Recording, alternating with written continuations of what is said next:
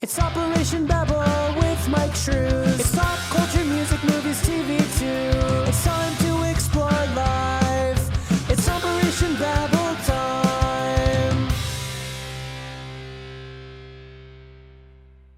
Welcome back, everybody, to Operation Babble, man. I am Myke Shrews here with my co-host Tivis. Tivis, how are you doing today, my man? I'm pretty good after you scared me with the frickin' Rick Woo. Maybe we'll leave that in the video. All right, guys. Today we are going to talk about a bunch of different things, and we will be talking, of course, about the new Chip and Dale film, Rescue Rangers. Woo. Yeah, we're here early because we're excited. Yes, 1 week early. We will probably most likely do something next week. We're still to see what the schedule looks like, because we are still working on our other podcast as well, which you can definitely check out. It's called The Munster Cast. It's all about the Munsters. It's completely different style than what we do here. It's not just us talking. We actually go through the show episodes and stuff beat by beat almost. Yep. So before we do anything else, let's do some more dirty business. You can find Operation Babble on Instagram, Twitter, and Facebook, all at Operation Babble. You can also find us on YouTube via the Myke Shrews YouTube channel. If you cannot find it, typing in Myke Shrews, MYKE SHREWS, then you can hit any of the links in the description below. And I had to say that very slowly because there was a recording I did before for another show that I said, you can find the description in the links below. So that was fun. You can also email us at operationbabble@outlook.com for any questions. If you want to come onto the show, if you want to be a sponsor of the show, if you want to do anything, tell us how we're doing, whatever, go ahead and do it. Give us an idea for a topic. Yep. Always fun. Give us some better names than Road to Multiverse of Madness. All right, it's over. Anyways, you can also what was the other thing I was going to say? Oh, please do leave comments, likes, shares, subs, whatever the heck you can. Tell a friend. Tell a friend. All that stuff definitely helps out the podcast. It helps out morale as well. No, our morale's pretty high though, but I was gonna say I haven't taken a hit. Have you? Look here, when you're working so much, you kind of need to know if people are liking the shit that you're putting out. Otherwise, I need to change. That's fair. You do it. You do a lot. I just show up and talk. I just need validation. Validation, man. Like if I go through a divorce, I'm gonna have to be like all over the internet and shit because I need the validation from my fans. I see where you're going. I see where this is going. Let's go away from that then and jump into the show, guys. I love all of you guys that listen. I really do. I appreciate everybody out there who listens to us and enjoys all of our dumb conversations and dumb jokes. And remember, they are just jokes. I don't really give a crap about half of the stuff I make fun of. So with that said, Tivis, my man, what do you want to jump into first? Don't shit in my bed. I kind of want to call you out for downloading those as an audio form to listen to while you drive around. I didn't. I ended up not doing that. Oh, all right. Yeah. I just listened to it on YouTube. Because at the moment, as we are speaking right now, Johnny Depp is on the stand again. So this will be out on Friday. No, it's being live. Who cares? Yeah, I was gonna say they might take this down if you show too much. No, but it's live streamed. So but by the time this drops, we'll probably already have the jury will already be in and everything. By the time this drops, it's going to be such a good weekend. Kenobi starting, Stranger Things, the first half of season 4. Can I tell you too? Okay, so for the Star Wars shows, I've watched the first season of Mando. Mm-hmm. Never watched the second season. Didn't really find the need to jump right into it. I probably will eventually. I haven't watched any of Boba Fett Which at all. you shouldn't until you see season 2. It's 2.5. So, but with Obi-Wan, like, I mean, Ewan McGregor is fucking awesome actor. I don't care what he's doing. I'm going to watch this show. Like, and the nice thing is I don't need those other shows to watch this fucking show. So that's awesome. Thank you very much. Yeah. I'm sending you a poster for it that on your phone, by the way. Okay. I have an issue with because I look at this and what I see is a poster for Big Hero 6, not Star Wars. Oh no. I gotta see this. Yeah. What is this for? That's for Kenobi. That's for Kenobi. Yes. Where the fuck is Kenobi? That's so bad. This has to be a fan-made thing. No, it's from the official Disney. Oh my god, that's so bad. I'm gonna put this in the video. It's highlighting the Inquisition members that are going to be in. And for those who don't know what the Inquisitors are, they're Jedi hunters, basically trained by Vader himself. They appeared in Rebels first. They're a prominent villain in the video game Fallen Order, and they've been prominent in a lot of the Vader comics towards the right before 2020. Okay. Yeah, Vader also doesn't like them. Basically, they're old former Jedi who Sidious basically tortured and broke their minds into becoming these twisted forms of themselves. And that's what the Obi-Wan show is going to be based on, is these people hunting down Jedi? Well, possibly, yeah. They're definitely in it. I don't know to what extent. But they will definitely be featured. So this is going to be their first live action appearance, and I'm excited because a lot of them look real cartoony. Yeah, those didn't look that poster looks, it honestly looks like a Wreck-It Ralph poster. Dude, one of them has a lightsaber that spins so fast they use it as a helicopter. So they're not Sith though, right? No, they're like fallen Jedi, I guess is what you could call them. But the Emperor, like I said, created them and basically told Vader to like, this is your secret team, train them. And if they kill you, they replace you. Gotcha. Okay. So they're not nor Jedi nor Sith. No, they're kind of just in between crazy people. They just do tortured, but they have the powers. They use the Force still. Yes. Correct? Yeah. Well, that just seems like they're cheating.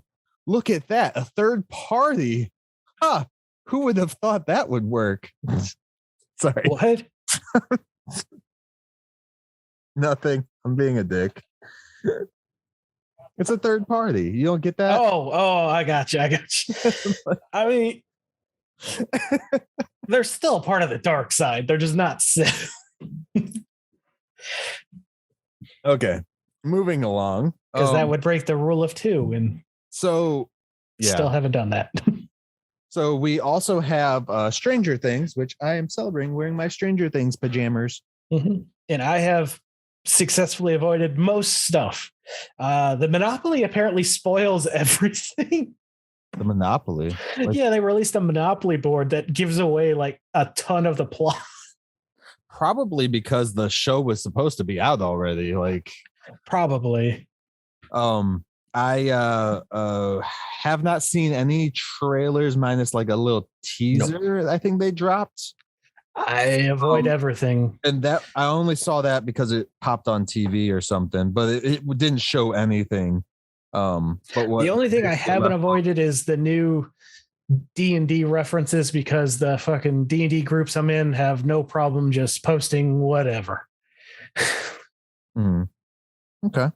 So I'm like, oh, cool. I would have preferred. I love going into I've gone into every season cold, like completely knowing, like absolutely zero. And it's been a blast. And I want to keep it that way. Yeah.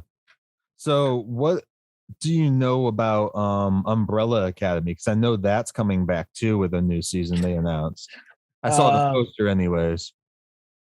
I think that's the one that was written by one of the people of Green Day. Well, have you watched any of it? No. Oh, dude, you gotta watch it. It's really good. Like if you liked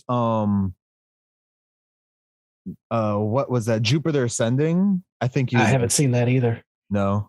I thought you said you watched it and then it got canceled on you. Oh, I'm thinking of that film.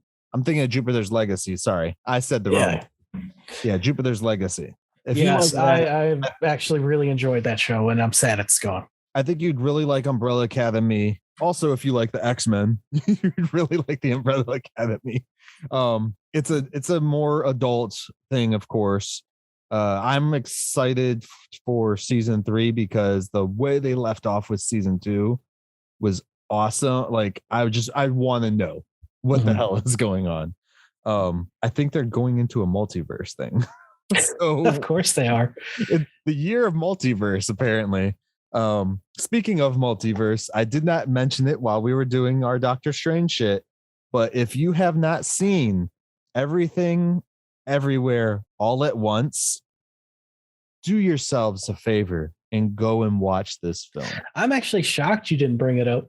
I didn't want to bring it up so to confuse people with how I felt on it, because I've watched that movie and it is the better multiverse film of the year, with the functionality of the multiverse. I'm going to say I love the story. Yeah. I love everything about it. The actors, Short Round is in it from Indiana Jones. Oh yeah, I heard that. That boy can move. Like I was like, holy shit. And apparently the movie was originally written for like Jackie Chan to be the lead, and they decided, nope, we're gonna go with what's her name? I always forget how to say her name. Fuck me. Sorry. I'm looking it up. I don't know why. It is Michelle Yeoh. You. Oh, I could have pronounced that. Yeah, Michelle Yeoh.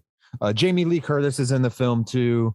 The cast is stellar in this film. The story is awesome. It might not be for everybody, but I think if you just watch it, even if you feel like you're confused, keep watching, because I think everyone really should watch the film, regardless. I'm looking forward to seeing it. Are in film.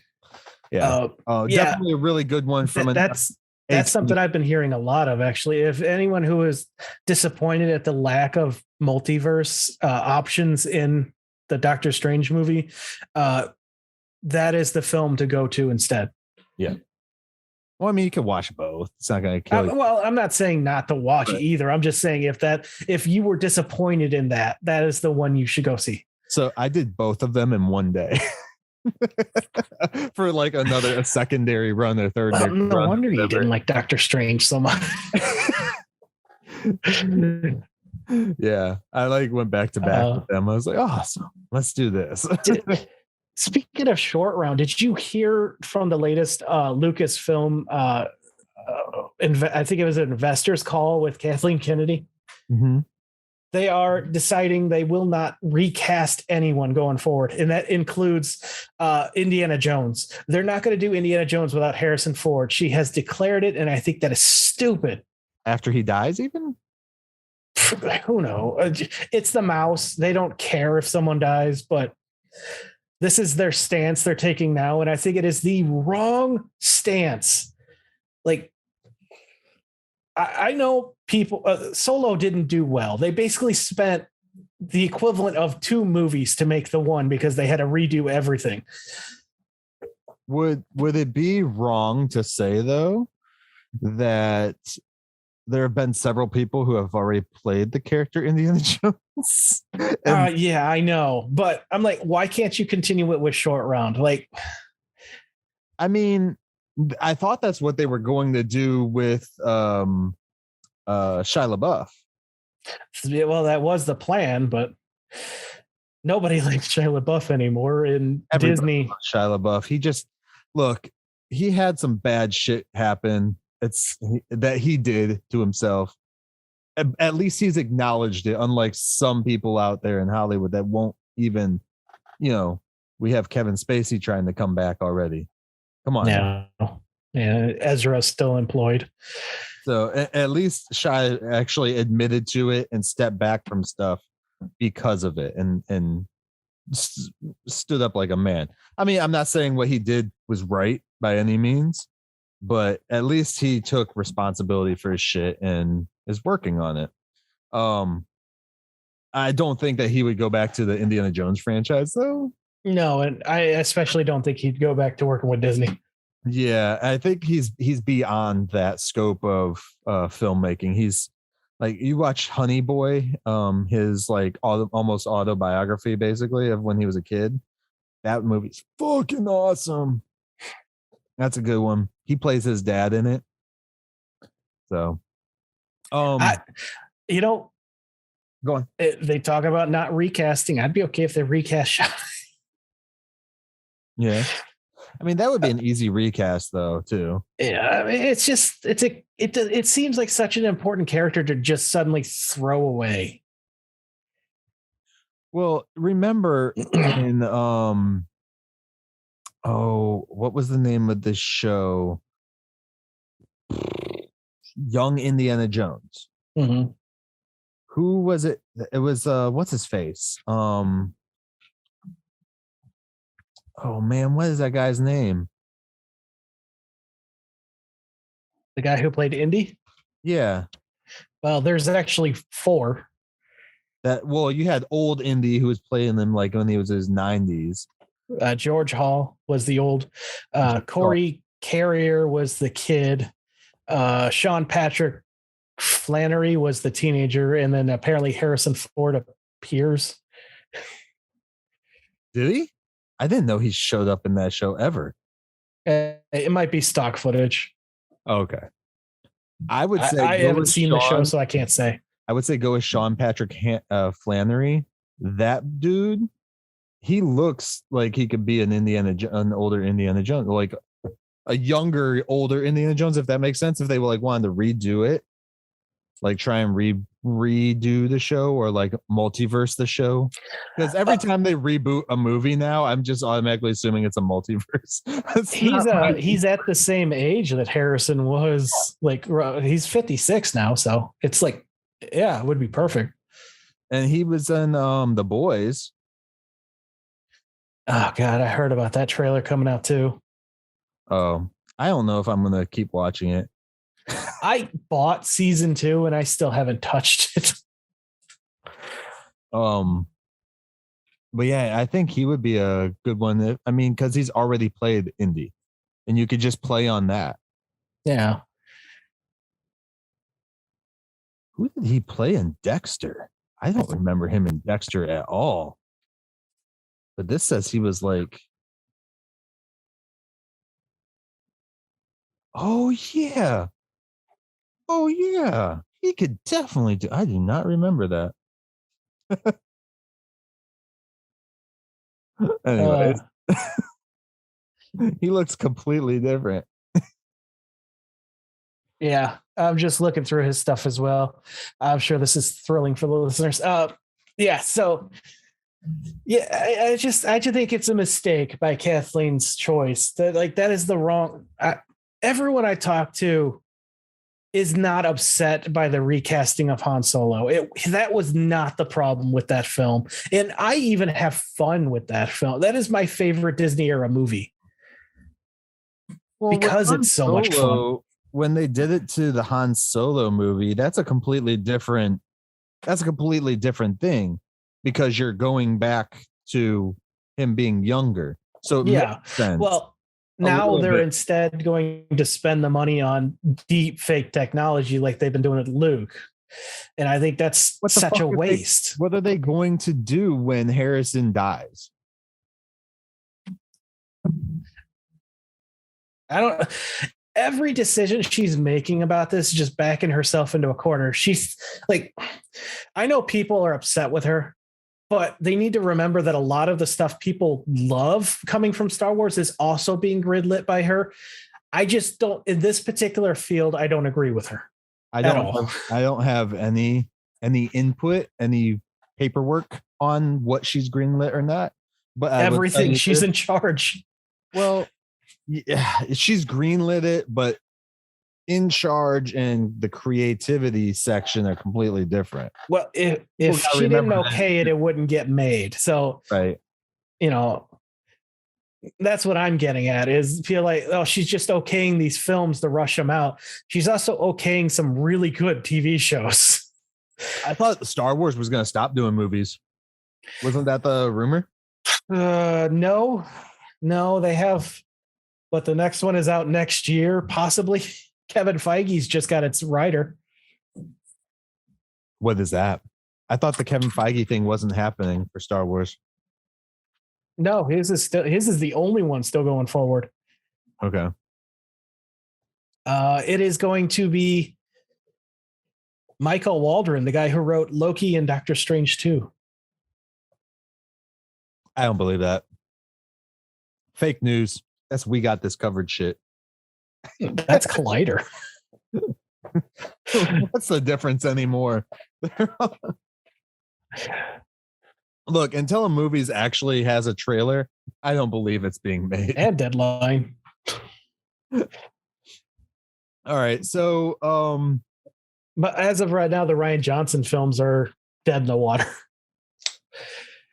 was he supposed to have more? I didn't know. Yeah, he was going to do a trilogy. Trilogy. Yeah, that's right. But she said in this call, he's busy with his Netflix deals, doing Knives Out and all that.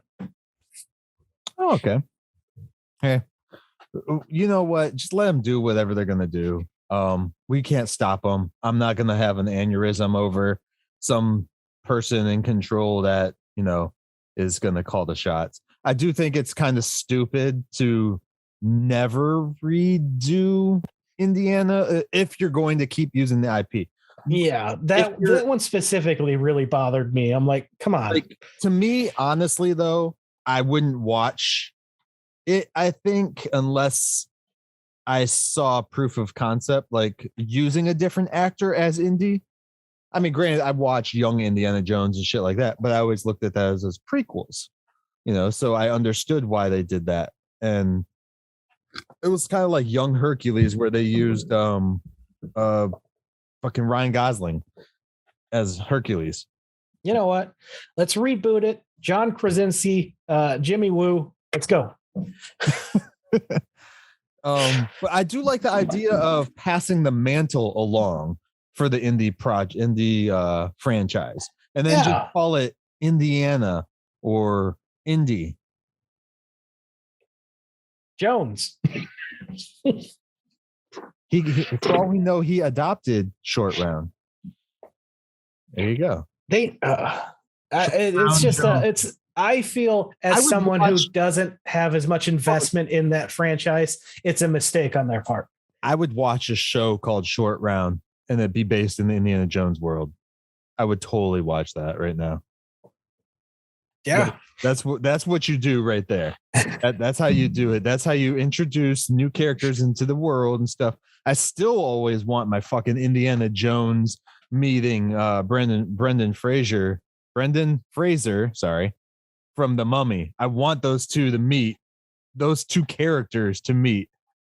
I think the time has passed on that one. Nope. Also, isn't there like decades difference? Is it? Yeah. I don't know when that takes place. When does the Mummy take place? 1923. So they're about the same then. Yeah, they're only like 20 years apart. Which would mean the age gap would be right. That could work. Yeah.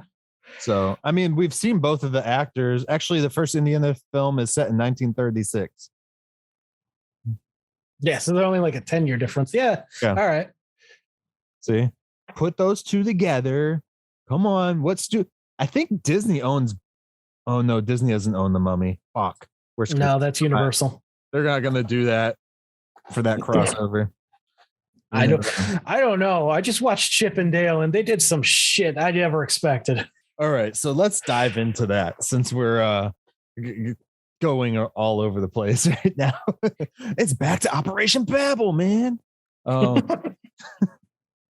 let's dive into Chip and Dale Rescue Rangers 2022. Disney, why the fuck didn't you put this in theaters? Right? I would have totally paid a ticket for this. Oh my goodness. Like, I didn't have any interest in watching this film at all. I was excited. But... Yeah, you were excited, but I had zero interest in actually watching this film. And that's when I thought it was going to go to theaters. But after watching it, I'm like, this is a movie theater film. Like, yeah, is it not in the theaters? And for those who, I mean, we're going to go full spoilers here. So, yeah, but for anyone who's like, so this will come out a week after the movies come out. So we should be good. Yeah. Yeah. Anyone worried that this is just one of those, Ready Player One Space Jam thing? No, this is actually a good story that they then went back and added stuff in the background. Like, those are not the focus. Like Space Jam, you could tell the entire purpose of that film was to get to that scene at the end where they could show off all the characters. Okay. I did not get that with this at all. I'm not going to say it's a good story. Like I will. But it was a decent story. I do want to point out, this is legit to me a direct sequel to Who Framed Roger Rabbit. Oh my God, they are so similar. The even the theme of the movie and everything is like almost exactly the same. This one is a less of a mystery. I will put that out there. It's a mystery to the characters, but not to us, the viewer. Dude, unlike Roger Rabbit. Screw the marketing team. Oh, I can't barely move my arm up. Screw the marketing team, because after I watched this movie, I saw an ad on TV which gave away a part of the whatever mystery that there was supposed to be. This isn't a mystery. It's not really a detective movie, even though, because they're rescue rangers, they're rescuing, they're not detectives. Yeah. Whereas with Who Framed Roger Rabbit, he's literally working with a detective. So that makes more sense with it. I was super freaking happy that they put Roger Rabbit in this movie for a little cameo. Yeah, that was awesome. Nice. It would have been nice to hear him talk or something, because this movie, to me, this movie is Who Framed Roger Rabbit Part 2 in the same universe, if that makes sense. It's like the MCU of Who Framed Roger Rabbit. Oh man, I was shocked when the first teaser came out with Roger Rabbit in it, because that is a character that has been in licensed limbo. I didn't even know that was in the trailer. Yeah, and then we got a fake movie in this called E.T. versus Batman. Oh yeah, they have Batman on Disney Plus. This movie's been in limbo. Well, the character, because it's partly Disney, part Warner Brothers. Oh, I didn't know that. Nice. Okay. I mean, it's the only movie where you see Mickey Mouse and Bugs Bunny together. It's the only thing official where you see them together. Yeah. Period. So, yeah. But it goes beyond. They go beyond just Disney properties and Warner Brothers. Like, there's fucking South Park references, Beavis and Butthead. So they own Beavis and Butthead now, don't they? That was Paramount. That was Paramount. No, wait. Is that might be Hulu? Yeah, you might be right. So it was an MTV product. So I don't remember who owns. That's Paramount. Yeah, that's Paramount. Is it Paramount? Paramount. Oh yeah, because they're using them for their ads at the top of the mountain. Yeah. So the cameos and stuff were awesome. Okay, so there's so many freaking people out complaining about this movie too. As many as there are that love it, which is generally what happens with these type of films. But as soon as you say, I like Chip 'n Dale Rescue Rangers, the movie, as soon as you say that, right now, there is like a freaking thing of people all on the internet that are just like you only like it because of the references. I'm like, no, that's not why I like the movie. No, and that's why I started out by saying I enjoyed the story. Yeah. And the funny thing is they don't let you get to that part of saying why that isn't. They just automatically assume you only like it because of the stupid cameos and shit. And I'm like, well, I didn't like what's that? Ready Player One. I didn't give a shit about any of the cameos. I still need to watch that damn thing. Like I didn't care about the cameo stuff. It wasn't anything big to me. It was, and I know that's based on a book and everything too. That movie doesn't really sit with me as like a movie I want to watch all the time. You know, I'll watch it here and there just to have something playing in the background. Honestly. Yeah, because once you watch it once or twice, it's over with. I like some of the actors in that one. That's why I like that. I wouldn't even compare this to Ready Player One. I did not watch Space Jam 2, so I have no comparison for that. I did. I enjoyed Space Jam 2 too, but I have no illusion that movie was created just so they can throw all the IPs in and at that last bit. Yeah. Like that is clearly the whole intention of that film. Yeah. And everything else took a back seat where again, I feel like this one, the Lonely Island guys and the other people in production, I feel like they got the story and then we're like, okay, where can we add stuff afterwards? It wasn't, let's add a bunch of stuff and then figure out the story. And with this one too, it wasn't like the cameos were all like, you have like they were a part. They were just like background people, just like extras. That a lot of them were just there. They weren't the focus, right? And it was like I like that they did a focus shot on Roger Rabbit because pay homage to the thing that you're doing again. Yeah. I definitely thought it was.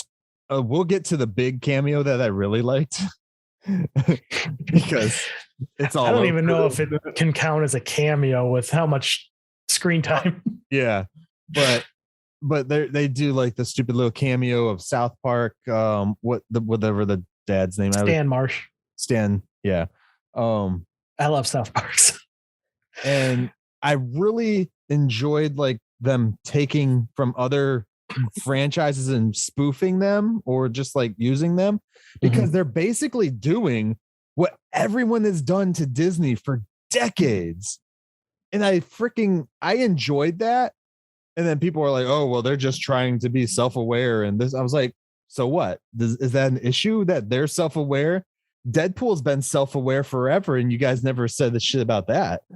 This movie shocks me so much that they allowed it to get made with how they treat some of the Disney characters. They're so protective of these guys. And this movie just kind of shits on them. And I love it. It's funny too, because I did not expect Seth Rogen to be in this fucking movie. Oh my God. That was he was in the teaser, so I knew that. I don't think I watched I didn't expect him to be a bad guy though. I thought he was just in it. Yeah. What did you think when Seth Rogen's Viking character showed up and then him as Pumbaa, all of his characters Bob, and whatever the name is from Kung Fu Panda shows up. I don't remember that thing's name, but I know Bob the Blob and Pumbaa. Although I never watched that Lion King movie, I'll be honest. I haven't either. Like shit, and I never wanted to watch it.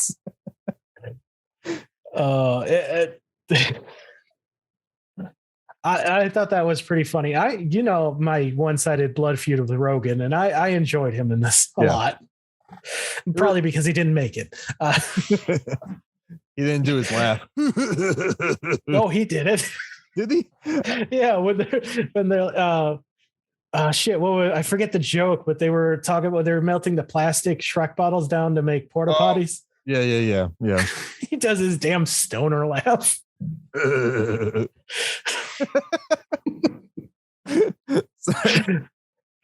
was pretty accurate. So let's dive into this quote unquote cameo because I got some information on it. Oh yeah. So Ugly Sonic shows up in this. Yeah, which I didn't know what people were talking about. When I read Ugly Sonic and stuff, I thought they meant like that weird fucking meme looking, do you know the way type character. What? You don't know? Do you know the way? No, what is that? That is an annoying Knuckles meme that has gone way, way too long, but it's that art style that I was expecting. Okay, I see what you're talking about. Yep. I did not expect original Sonic the movie Sonic. So there's an awesome thing here, like, because I was questioning the entire time. I'm like, how the fuck did they do that? Like, how did they get to use that? And because he's in this movie, like he's not a primary character, but he's a character in the film, like, because he shows up several times and he actually has a big part at the end. Yeah. There's like a big portion of this movie that takes place at a convention. Yeah. And, he's got a booth there. And I love that they focus on his teeth. They do. His human teeth. So I was questioning the entire time, like, how did they do that? Like, how much did they pay to have this ugly Sonic thing, like, just as a trope? Apparently, they got to use him on parody rights. Yeah, because they even changed his design. He's like fatter, and they changed up like his eyes to give him baggy, saggy eyes and stuff. And because they only refer to him as Ugly Sonic, not Sonic. Yeah, so they got to use him based on parody rights, which is what all these studios have done before to make fun of Disney for so long. I guarantee you, like, them getting The Simpsons, they were like, oh shit, now we know how to do this stuff. Yeah, it's I believe one of the Lonely Island guys said that they personally thanked their copyright lawyer for helping them skirt this so well. Yeah, and they've made sure not to talk about the character at all either, to avoid saying anything wrong. Yeah, they kind of just like touch on him not getting a role. Yeah. So it was awesome. I would 100% after watching this, watch an Ugly Sonic TV show. I would absolutely not. I would. I never want to see this ugly ass thing outside this movie because of the way they portray that character. I'm not saying I want that as my Sonic. I want that. I want an Ugly Sonic TV show. Give it to me now, Disney, please. With that voice, with the persona. Have him going to the freaking cons all the time. Or, you did just set him up as joining the FBI or some shit. He's with the FBI training for a role. Well, give me that movie. Ugly Sonic FBI. Oh, God. It's so unsettling. I loved the fact that they did it so well, man. They did him so well, and to get me to go from fuck that Sonic to I want that Sonic. Like, how did you do that? Like, and it's all over. I think he's redeemed. Ugly Sonic is redeemed. I would love to hear from that animation studio that got crunched to redesigning him. I would love to hear some of their comments. Yeah. Like, you motherfuckers. Awesome. Yeah, so I really clearly enjoyed the Ugly Sonic stuff. Like, I thought that was one of the best things, gags in the film. Then there's a lot of other little ones and stuff, like the cats reference and shit.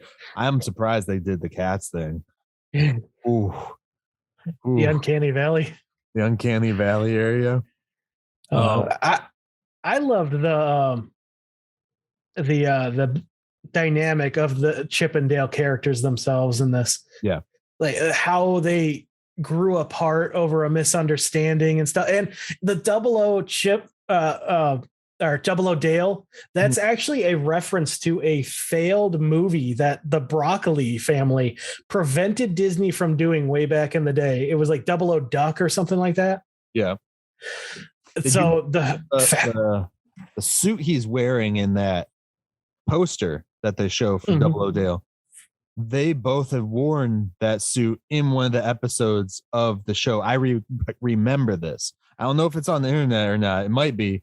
I'm sure somebody has written about this movie left to right already. But I remember they dressed in that with the top hats and stuff. But it was that same exact suit. I feel. We're about to watch that entire show, dude. Like, finally, my kids want to watch. It's only like 60 episodes, so it's it was one season, 60 episodes. Which apparently it was way more popular in this universe because it ran for like 100 or 3 seasons. Yeah. Well, they probably like 20 episodes season. Yeah, maybe. So I thought that show went on for years too when I was a kid. Like, yeah, this is I know Darkwing Duck gets a little shout out in the post credits because they're rebooting him soon. So that's kind of like, hey, he's next. Are they rebooting him? Oh yeah, he's coming back. I miss Darkwing Duck, but the Chip and Dale Rescue Rangers I watched. The Tailspin was a one that I watched. I wasn't a big Disney watcher, but those two were ones that I was like really big into. Yeah, it was 3 seasons. That's what I thought. Disney. Yeah, they mentioned like over 100 episodes and even make up some stuff. It is 3 seasons long, but I think on Disney Plus they only have it as 1 season. Oh, probably they've done that a couple times. At least it's set up on IMDb as 1 season or 3 seasons. Yeah, I don't know. Okay. Oh, sorry about that. But yeah, the dynamic between the two of them, how they had their fallen. And just Chip living in that tiny house with a regular sized dog. Yeah. He's basically living in a dog house. And I think that was a retriever too. So that was going to get huge. Yeah. You're going to the house. All right. So what do you think about all the animation styles coming together? We got sock puppets, we got Muppets, we got Gumby, stop motion characters, 3D, even Gumby? What's that? Does Disney own Gumby? Because I know it wasn't Gumby himself. I don't think so. Otherwise, I'm sure he would have been in it. Yeah. That's probably a hard one to. Oh shit, they own it. It was Fox Entertainment. Okay. Huh. Wow. All right. So I enjoyed all the different animation stuff, all the different styles, because like you said, they had sock puppets and all that crap too. And it all blended really well together in this universe. Because if people remember Who Framed Roger Rabbit without getting too much in the detail, because I don't want to spoil that. No. What? They don't. This has actually left behind after the acquisition. They didn't take Gumby. I feel the people who did Gumby own it. But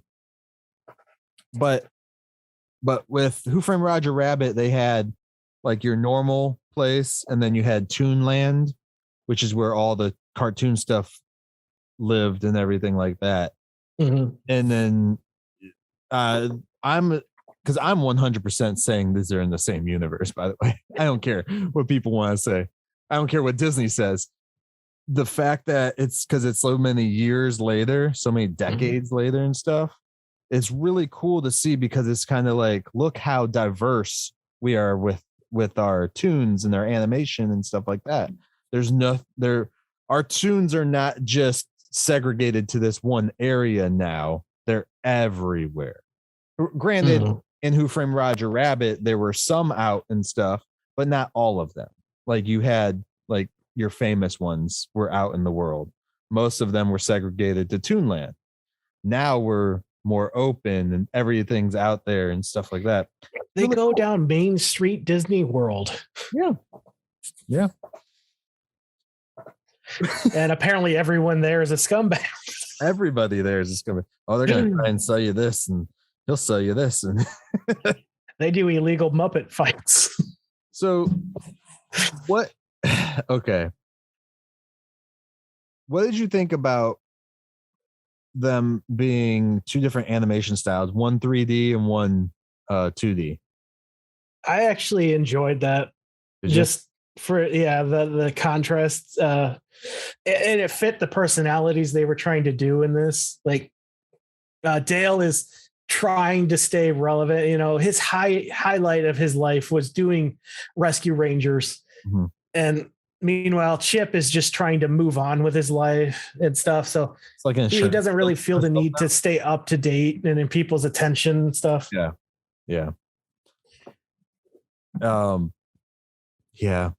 I liked it. I actually ended up thinking by the end that they were all going to get 3D'd. So I'm kind of glad that they didn't do that. I was wondering if they're going to turn Dale back to 2D, but they didn't. Yeah. Okay, let's dive into the villain. What did you think of the villains? That took me by surprise. I was not expecting Peter Pan. So this is the only thing that, there's a few things that I questioned, but this one was like my main questioning is like the whole thing behind Peter Pan's thing, like villain shit, is because he got older, so he got kicked out of Hollywood. Yeah, we see a lost boy. How come no other tunes get older? Like, yeah, I don't know. Like the Lost Boys don't, nothing. Why doesn't he just use his equipment to make himself younger again? I thought the same thing.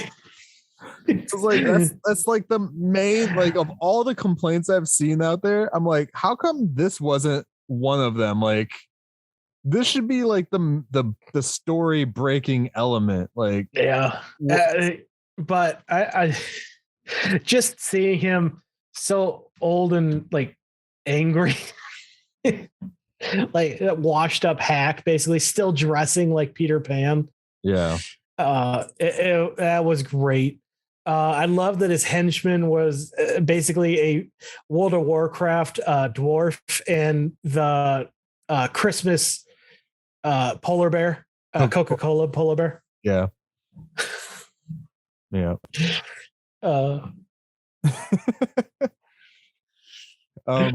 So the basic premise of this film is Peter Pan is kidnapping, or not necessarily kidnapping. He's kind of like the mob.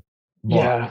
And people get loans from him, and if they don't pay it back, they get taken and changed a little bit to do bootlegged versions of their properties, which is something Disney's been dealing with forever. They're always doing, but one of my favorite of them was the Pirates of the Great Lakes. Yeah.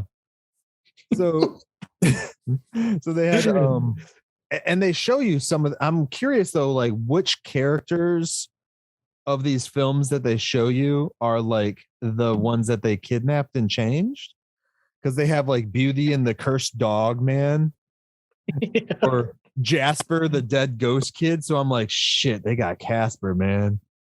That's oh yeah.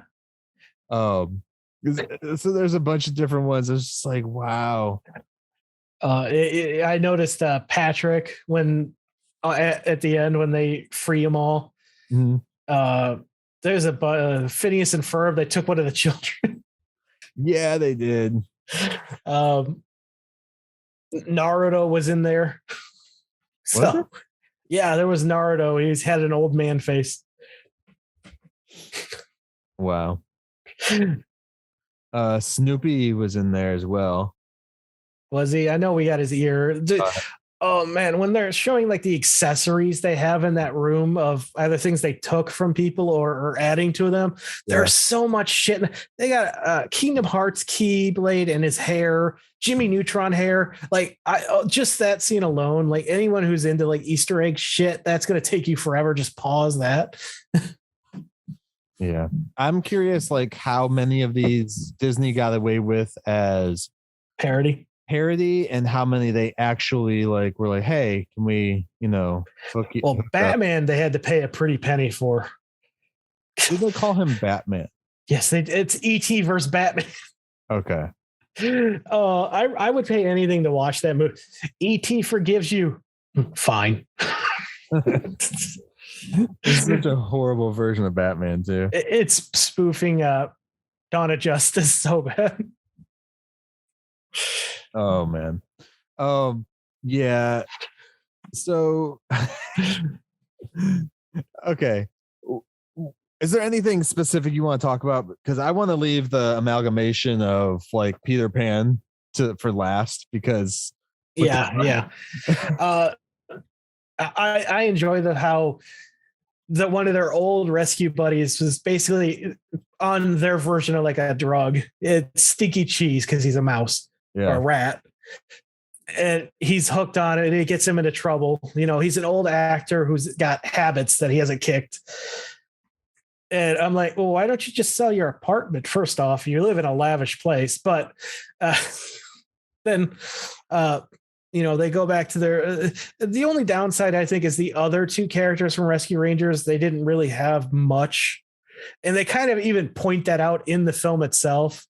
Gadget. It's like, I guess, my TV character is just my real character. But I love, basically these are washed up actors who had a heyday and then nothing since. Yeah. And I felt like they parodied that perfectly. Dale, I'm sorry. He's even at the convention, like trying to stir up rumors of a Rescue Rangers reboot in the very beginning of the movie, basically. Yeah. When he meets back up with Chip, he's like, look, there's even a Facebook group with rumors. Oh, yeah, a Facebook group. You mean you? Which I'm very curious if Disney put that in there because like they've seen actors doing that shit. Mm-hmm. Like, what are you talking about? We're not doing that. Well, remember, this was mostly made by the Lonely Island. Oh yeah. So they're no stranger to making fun of reality. Yeah. Cause you'll see, I mean, shit, like how did Deadpool get made? Ryan Reynolds. Oh, not Ryan Reynolds leaked the footage. I'm pretty sure he confessed to it. He made that studio so much money with those movies, like they could just suck it up. But I don't think he'll ever actually confess. I don't think he actually confessed to it. No, I thought he did. In trouble for it. They would just sue him. Then like the fact that whenever anyone kind of doesn't pay up to the mob, instead of like offing them, they put them to work and other stuff to earn them money. Yeah. I just enjoyed the story of this in general. Okay. And I'm trying to stay away from the end because I know you want to talk about that specifically, but just the him being put together. So as far as there's so many cameos, I'm sorry. As far as the story goes, like, did it go how you thought it was gonna go, dude? Like, we both fell for the red herring and thought the who was the lady? Oh shit, what's her name? I forget what her actual name was. I'm looking here. Did you like that they got, I believe anyways, that the same actress played Gadget's voice in this movie? Yeah, I did like that. Ellie's her name. Ellie, okay. I did fall for the red herring that Ellie was going to be in on it. So did my wife, and neither of us suspected J.K. Simmons as the Gumby ripoff. Captain Putty. Yeah. Oh. I loved how he kept getting stuff stuck to his back because Yeah. anyone who's ever played with yeah, it's like, and he's got gum on him. Oh, I guess that's just part of me forever. Yeah. There was a part in the I think it was when she's like saying how she found something or whatnot, where they start to wonder, was it Chip that starts to wonder, right? Mm-hmm. Chip gets suspicious. Dale's just bliss of everything. Because Chip was played by John Mulaney, right? Yeah. Yeah. And Andy Samberg is Dale. Okay.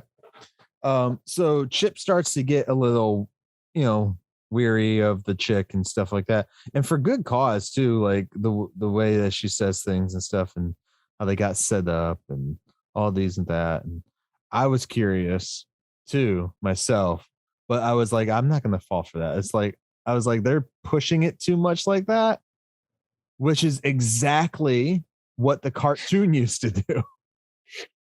They used to try and trick you with it and stuff. Mm-hmm. So I enjoyed that they kept elements from the actual show that we grew up watching.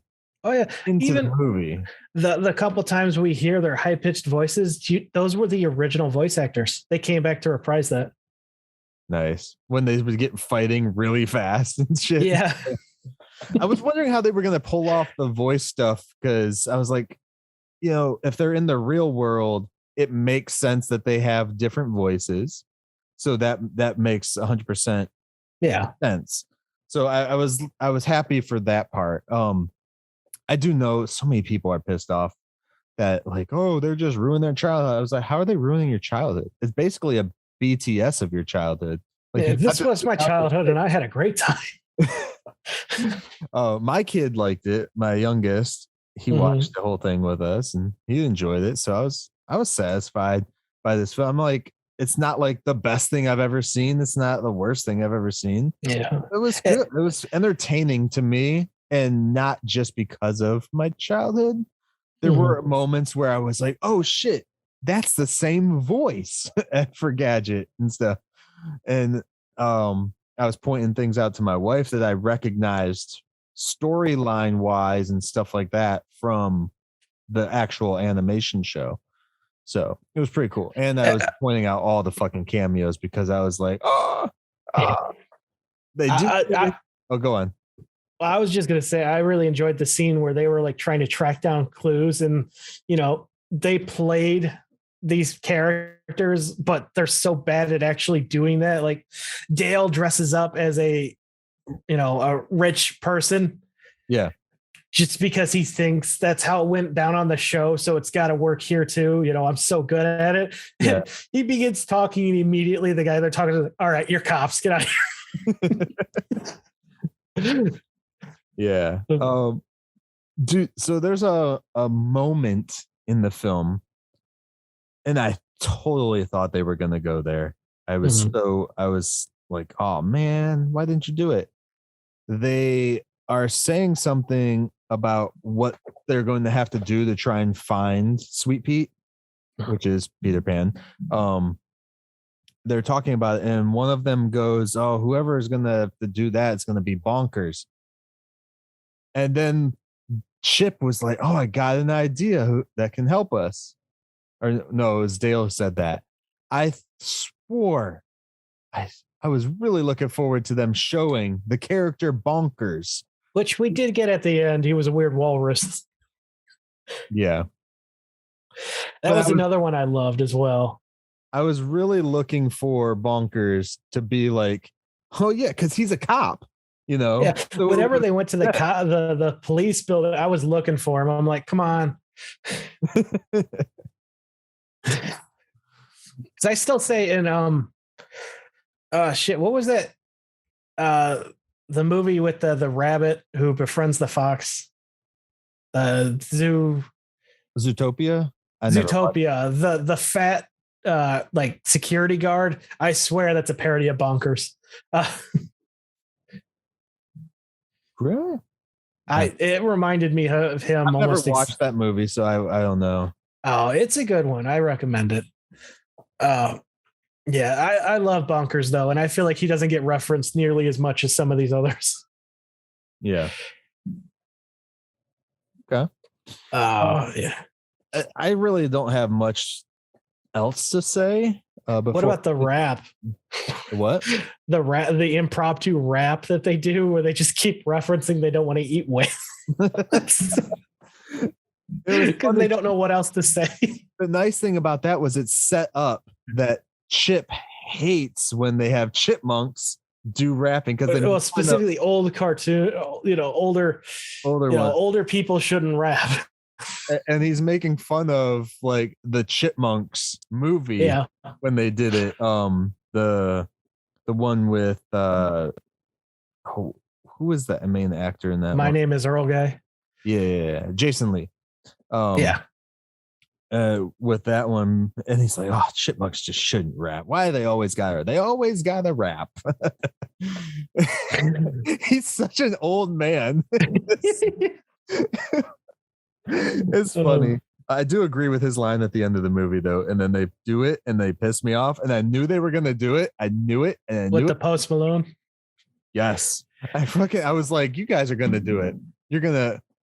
And then I was like, oh no, they're not gonna do it. They're gonna and not do it. And then 3 versions of the Rescue Rangers theme. The original, a cinematic version, which I am absolutely going to track down and buy because holy cow, that sounded great. And then a Post Malone version, which is I don't care for. So yeah, that got me. I did like all the end credit stuff because they started showing more cameos, a few cameos. Darkwing Duck. It's my man. When I buy 2 ducks, I'm gonna name one Donald or one Howard and one Darkwing. Those are gonna be my duck names. Not Daffy? Nope. Darkwing. Let's go ahead and get to the part you want to talk about, though. I could talk about the cameos forever, but I really want people to understand that I enjoyed this movie for what it is, not just for that. Real quick before we do that, the story is about everything we've already talked about, the changing of people trying to do that. Yeah. Do you find that the story is only about the bootlegging and Disney trying to say that the shit is wrong, or do you find that this is a story of a coming of age friendship film as I saw it? That's how I saw it. I don't know about coming of age, but maybe a rekindling of friendship.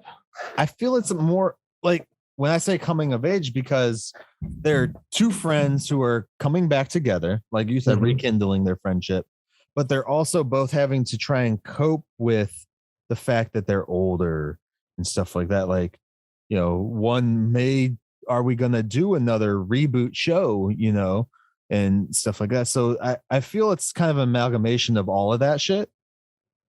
And I think that's where the focus of this movie should be, is on their friendship of Chip and Dale. Because if people have never noticed, Chip and Dale were in things before Rescue Rangers. Oh yeah, they've been around since like the 40s. Yeah. And then they were in things post Rescue Rangers. They didn't wear clothes before. Which I like how only one character gets yelled at for that. You're not Donald Duck. Yeah. And then I really honestly thought that when they were so anyways, for the story aspect of the film, I think it is about their friendship growing back together, coming back together, and coming to terms with the fact that they're older, but they can still do these, different things. Especially as we see with Gadget and Zip. That's his name, right? Zip, yeah. Yeah. That fly should have been dead decades ago, by the way. Flies do not live nearly. I was not expecting that voice. Oh, yeah. Oh, who voiced him? It sounded like it's Sam Jackson, don't you know? Was it? No, it wasn't. No, it wasn't. That was a joke because they Hey. interview person confused the two. He's like, "Oh yeah, how you doing with that Allstate commercials?" That ain't me. Oh yeah. It's You think all black people look alike? Dennis Haysbert, I think is. I'm probably pronouncing that wrong. Yeah. Okay. Yeah, no, I was not expecting that voice. I was also not expecting the weird fucking kids that they had. Mutants. Oh man. And then Michaela, my youngest, was asking, he was like, why does it have so many arms? I was like, because it's a fly rat mix or fly mouse mix. And he's like, and then my oldest was like, well, how did that happen? They can't do that. And we're like, it's a freaking movie. Cartoon. Move along. They just had to draw them anyways. Because I was just like, wait, the fly should 100% should have been dead by the first episode of Chippendale. Like, period. Yeah. Flies only usually live for like 24 hours. Yeah. Unless it's like a Kenny thing where he just keeps dying and going back because he's reborn in a different larva. Oh my gosh, that should be his like origin thing, like his mythos. There we go. Zip's mythos is now that he dies after he lays a larva at the end of every episode and then comes back. Kenny style. Tivis is dying over there, but he's not laughing in the microphone, so it doesn't help the audio listeners. I don't know what to say.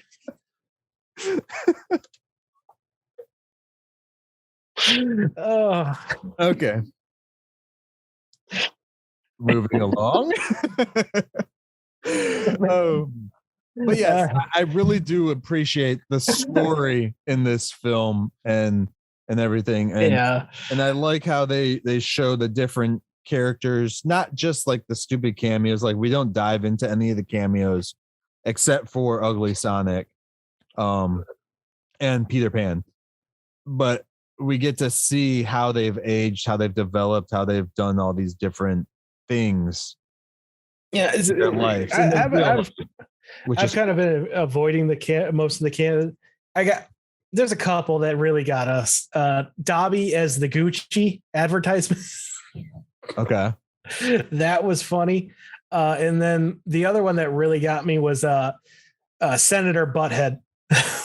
Yeah.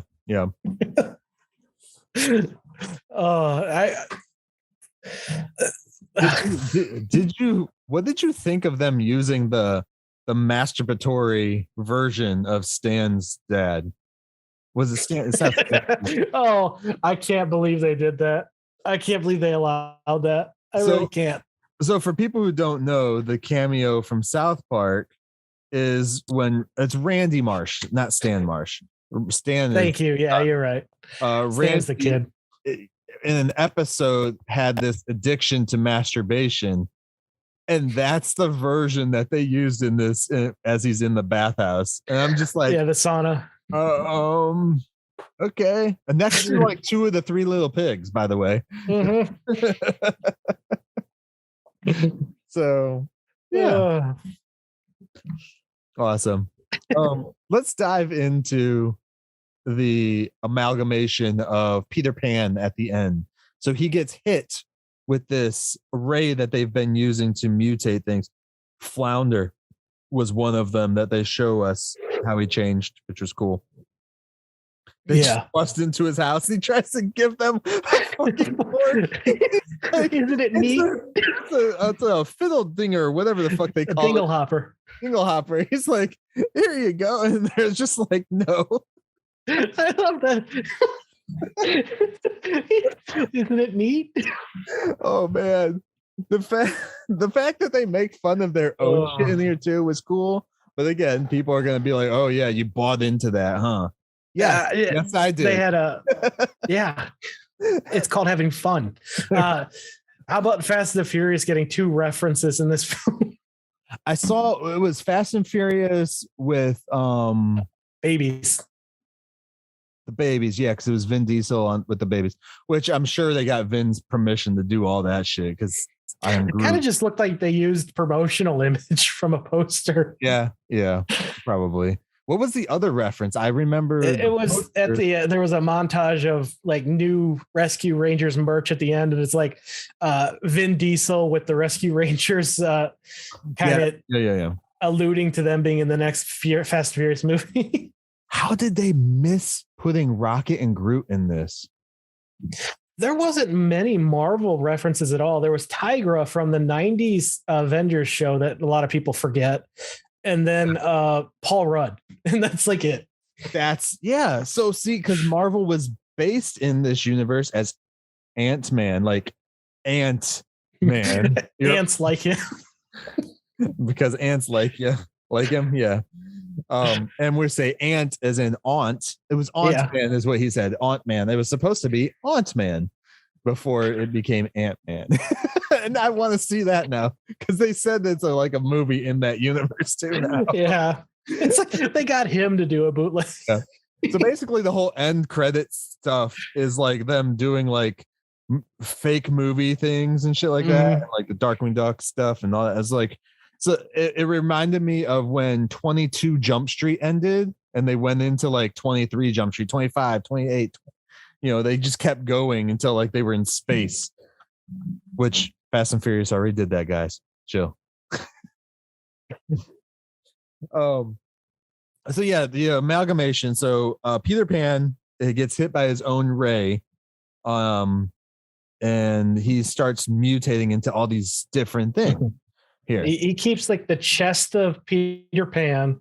Yeah, well, sort of. So I have it down here because like I know this most of them, but some of them I was like, yeah. Oh, they had Voltron in this, by the way. Oh yeah, there was a giant Voltron booth. So his head is a combination of Fat Cat, the villain from the original Rescue Rangers show, and Marie from the Aristocrats. Cats. So I just thought it was Marie from Aristocrats. Aristocats, sorry. I didn't realize it was an amalgamation or a combination of both of those. My wife didn't either. I'm like, I didn't realize it had the Aristocats bow because I'm like, oh look, they made the villain from the Rescue.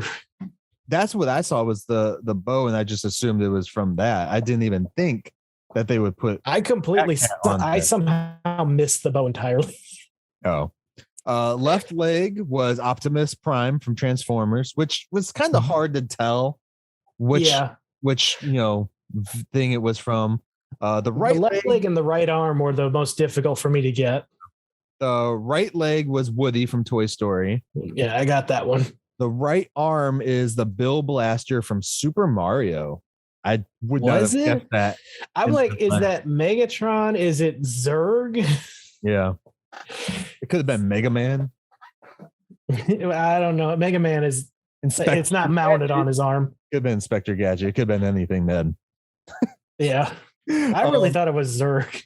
The right shoulder was from 1987 Shredder from the Teenage Mutant Ninja Turtles. I'm sure you saw that one instantly. Yeah. The other one I saw right away was Wreck-It Ralph as his left arm. Yeah. I was like, I love how he gets the catchphrases too. Yeah. Yeah. Because he also does a Maleficent laugh. Does he? From Sleeping Beauty, the animated version. The coat was a mixture of John Silver from Treasure Planet and Yokai from Big Hero 6. Yeah, so the coat looked familiar, but I couldn't place it. But so it was like makes it. The voice was Cruella DeVille from 101 Dalmatians, Wreck-It Ralph, T-Rex from Jurassic Park, Shredder, which I noticed that when he said some stuff, and Fat Cat. Okay, maybe the laugh was Cruella DeVille then. Yeah. I swear it was Maleficent, but it was confirmed that the official soundtrack, that the bootleg version of Sweet Pete was called Franken Pete. So that's his bootleg.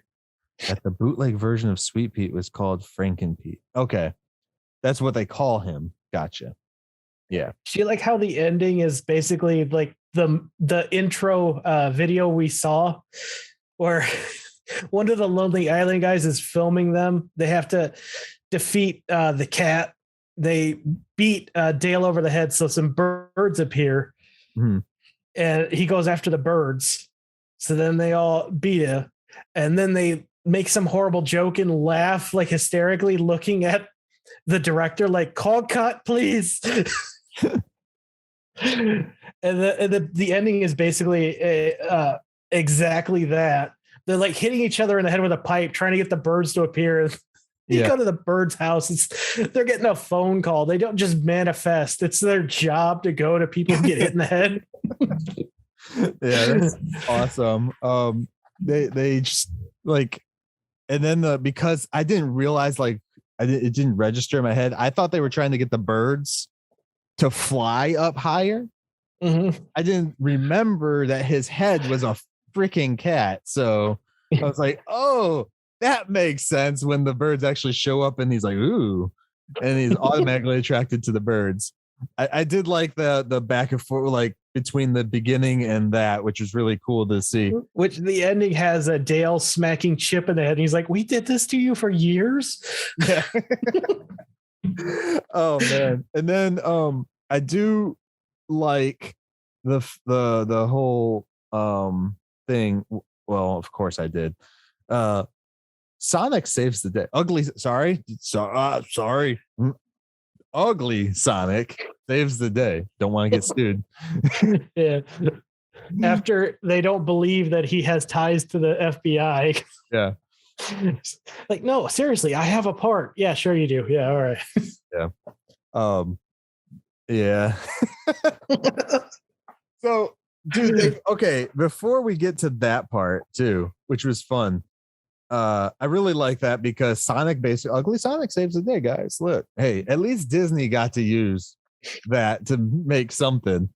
So as they're running through, they're realizing that all these people, the bootlegs, are being made in the States at the dock.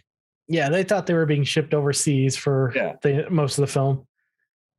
And which a lot of people think, but a lot of bootlegs are made in the United States, by the way, guys. So they're running through the set of Aladdin, and it is what is Pete? his name? Big Pete from Goof. Yeah, he's not changed at all. He's just an ass. I loved that. He's not changed to be a parody of himself. He's just there earning a check. Yeah. Dressed as Aladdin. Yeah. That's it.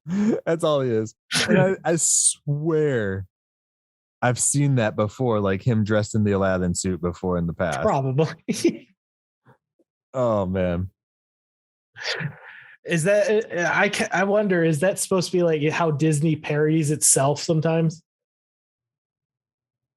Oh, because in a lot of the Mickey Mouse cartoons, they'll sometimes reference their other movies. Yeah. Well, they've also used like their characters to do their movies as well. Sometimes, like with a Goof Troop or some shit like that, where they've just like, yeah, like Mickey Mouse has been several different versions of their characters just in costume, kind of like a Wishbone. Wishbone just dressed as everybody. Yeah.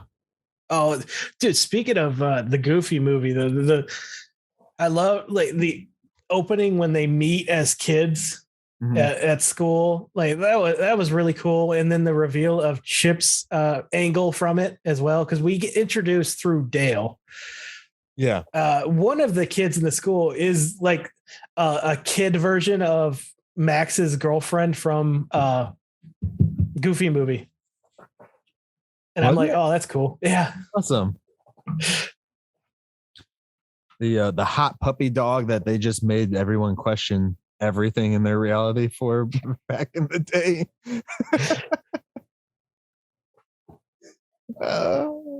Another thing that I've always questioned is, how does Goofy, a dog, have a pet dog? Pluto. Don't ask questions. And now we know, because in this universe, like they could just have anything. Someone needs to take care of him. Yeah. Okay. So do you got anything else for this one, man? I had a lot of fun with it. Anyone who's like on the fence or weary of it, I highly recommend just watching it. It's not just cash grab, throw as many characters at the wall as possible. It's actually got heart. It has a purpose to it, and the rest of it is just fun. It's extra stuff that you can enjoy along the ride. Okay. So I want to read some excerpts. Wow, I can't even talk today. I'm going to read some pieces from this article, and I want to see what your thoughts are on them. Okay. And it is watching the new film about the Rescue Rangers, and this comes from medium.com if people want to go there, because I have to, cite them. Watching the new film about the Rescue Rangers, I couldn't help but feel like some things should stay in the past. And that's because the film itself is desperately crying out to be left in the past. Chip and Dale Rescue Rangers is a film that coasts on nostalgia but feels uncomfortable with the fact, hyper aware of its status as a corporate product while trying to hand wave its way.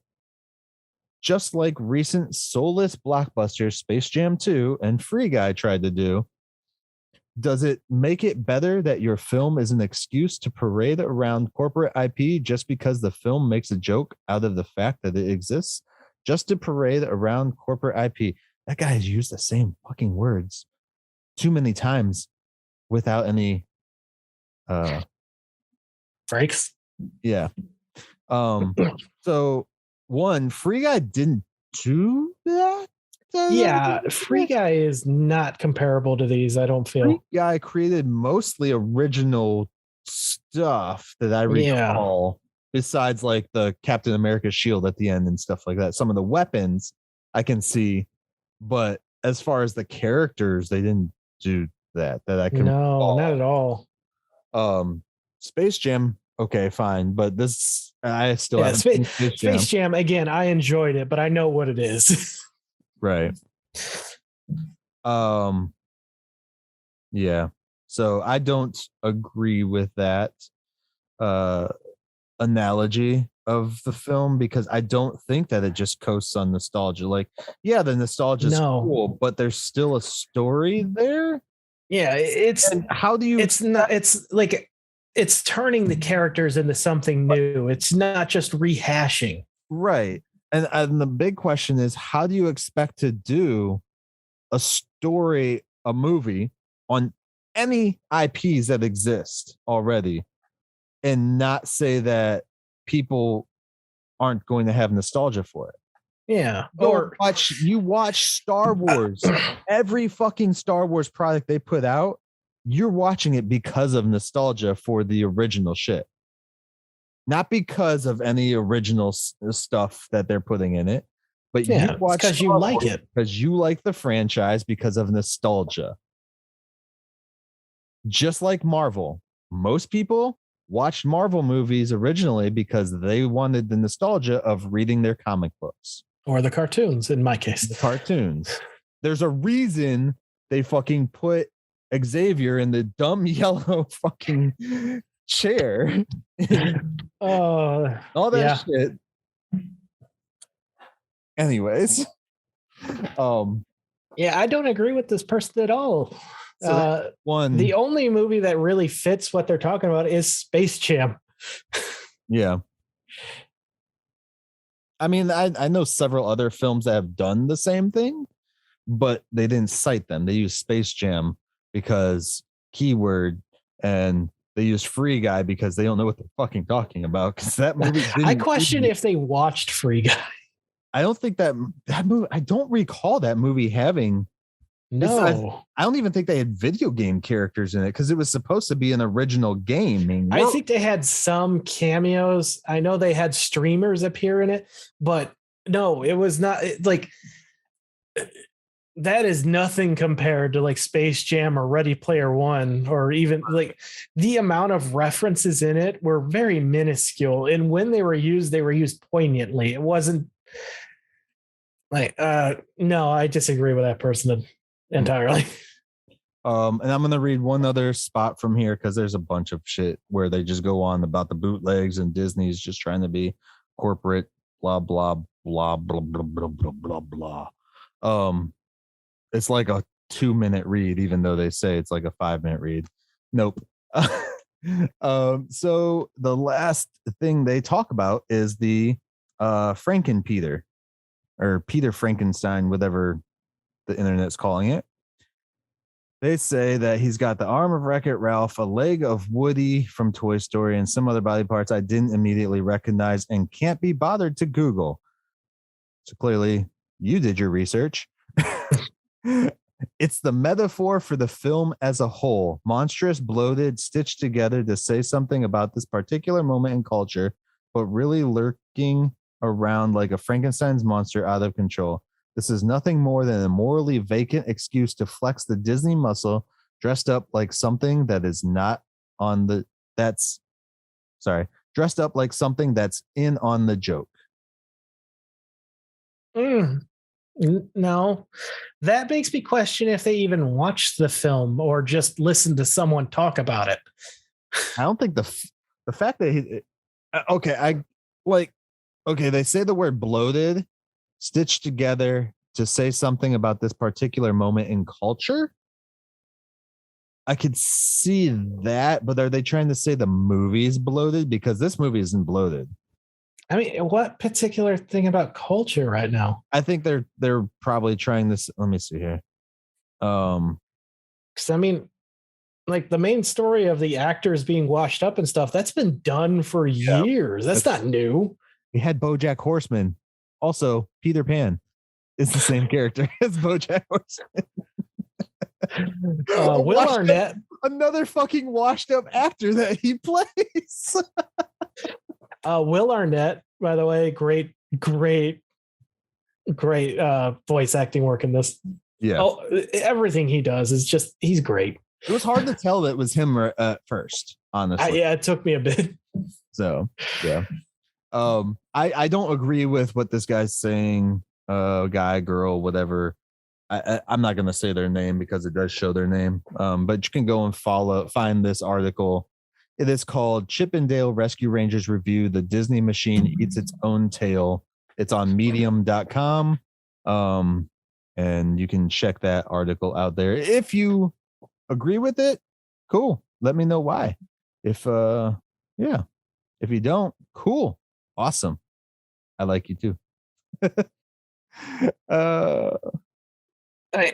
I can understand people being upset because, again, this isn't a new concept. It's just rehashing old stuff that we've seen in other products.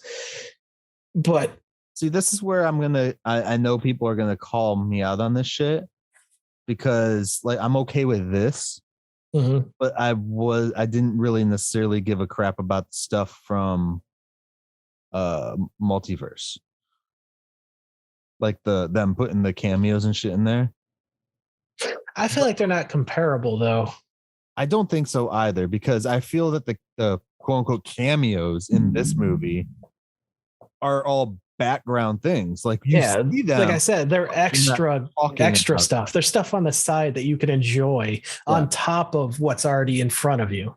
They're just background characters. They're not. Yeah. And barely any of them have talking roles besides Ugly Sonic and Peter Pan. And Peter Pan's a main character, so that's not a cameo. It's also an older version of Peter Pan. So yeah. Yeah. I enjoyed the one guy from Beauty and the Beast. I forget his fucking name, the candle. Oh, Le Fleur, whatever his name is. Yeah, I enjoyed him. A bit weird that he's in his 2D form after the reboot. Is that saying he got recast, whereas Blue got the 3D job that Dale did? He didn't get recast. Maybe they just know people didn't necessarily like the reboot movie. And everyone I talked to liked it. No, I'm not saying from personal. I'm just saying maybe that's what. But they also did fucking put in ugly Pumbaa. So yeah, I don't know. It's the characters they chose to show off was Scrooge McDuck. in his appearance, it was the old version, but if you look on the money playing during the credits, it's the new version. I did think we were going to see alternate versions of Chip and Dale when they got put into the machine and it was trying to examine what they could look like. Yeah. And I thought they were going to show like that new animation style on them on the screen. Oh, the barely any details. Noodle arms. Yeah. I hate that. I've not watched that, but I thought that's where they were going to go with this, just to like promote it and shit. Because I mean, you can't, I don't know.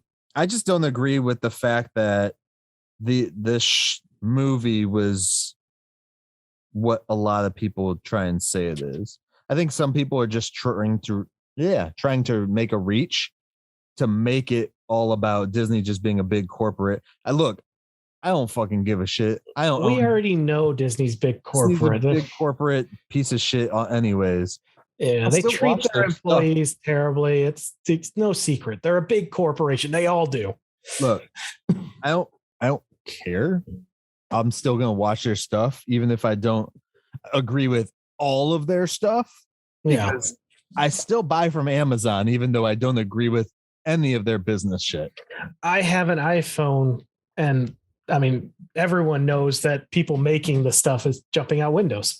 I find it funny. I just find it really funny that there's so many people out there that, and I don't want to trigger any arguments or anything, but so many people are like, fuck these big companies, fuck this, and this. And yet they're touting, tweeting, and all this shit about it from a MacBook Pro or their iPhone. Like, you're not, or another billionaire complaining about these multi-million-dollar companies. I'm just like, you guys are not, you're not doing what you think you're doing. No. You're being hypocritical about it, honestly. There's I don't know, man. This movie's fun. It is. Honestly, if you enjoy Roger Rabbit, I think you will enjoy this. You might not, but I think you will. So it's the same vein. When's the last time you watched Roger Rabbit? Ooh, I don't own it, so it would probably be the last time I saw it on TV, which may have been 10 plus years ago. Okay. Because I showed the video people already. I bought the 4K version of it now. I need to buy it. It's such a good movie. I plan on watching it again. I still, like, I tweeted this out and everything. So if people want to follow me on Twitter at Myke Shrews, I'm at Tivis014. So I tweeted about, after watching Chip and Dale, I was like, it was a good movie, had better cameos than Doctor Strange, and better use of cameos too, by the way. I'll agree to that. Than Doctor Strange Multiverse of Madness and all that. And I was like, it's like Who Framed Roger Rabbit, but Roger Rabbit is better. In my opinion, Who Framed Roger Rabbit is a better film altogether. Mm-hmm. Who Framed Roger Rabbit is one of my top films, period. Like, of watching, like, it's just a technical marvel. It's so good, man. And like, people will be like, oh yeah, but now we can do it in 3D stuff. I'm like, yeah, but it's not the same, because it's kind of like Avatar. When Avatar came out, it was because of the spectacle of what they fucking did with it. Yeah. This movie took like what Pete's Dragon did back in the day and like amplified it by like 80%. And if you haven't watched Pete's Dragon, the original, go watch that one. Don't watch the remake. I agree to that as well. Let's go down the 90s road, shall we? Like, let's. I mean, to be fair, that was an era of when technology was developing at such a quick rate, and they were testing the water, what they could do. There's a lot of really awesome technical shit. Yeah, that's what George Lucas fucking thrived in the 90s. Yeah, Star Wars movies and shit like that. Well, the movies didn't come back till the end, but I mean, Lucas or Industrial Illusion itself. Oh yeah, his The- company. Yeah. So I didn't love the movie. I liked the movie enough to where I'm gonna probably watch it again. Oh, I'll definitely be watching this again. And the cameos were cool, but I'm glad that they didn't focus on the cameos, which everybody watching this who's not actually paying attention to the movie, that's all they're focusing on, which is sad because that's literally what all the complaints are about that I've seen. Like these things here is like, oh, it's just another IP filled blah blah blah. Yeah, but they're making fun of other IPs at the same time here. Yeah. You're not noticing that because it's Disney, you automatically are people are automatically going in with this process of, oh, Disney this, Disney this, Disney this, when you should just go into your movies as they're each individual, everything like that. Because this wasn't necessarily all made by Disney, was it? No, it's Lonely Island, like I said. Yeah. There's another production company. What was it? Mandeville Films. Right. So, I mean, I don't know, man. I could go on for days about how people on the internet are wrong, but people on the internet could go on for days about how I'm wrong. It could be a big conversation that we could all have here.